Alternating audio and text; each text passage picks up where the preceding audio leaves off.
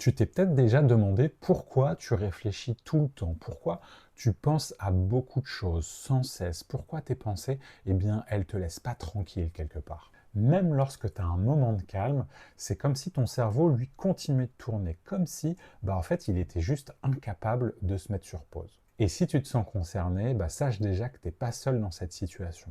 Parce que j'entends souvent en séance des phrases comme c'est mon cerveau qui fonctionne comme ça, j'arrive pas à le contrôler, voire même il est plus fort que moi. Presque derrière ces phrases, j'entends une forme de fatalité, comme si les personnes, elles avaient acté que, voilà, elles fonctionnaient comme ça, et puis finalement, il n'y avait plus grand-chose à faire à part subir.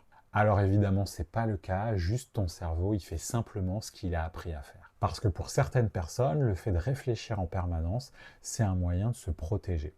Le fait d'anticiper, de rester vigilant, d'essayer de garder le contrôle, ça peut donner le sentiment d'être davantage en sécurité. Le problème, c'est que le cerveau ne fait pas toujours la différence entre des peurs qui sont réelles, voire un danger qui est imminent, et des peurs qui sont imaginées.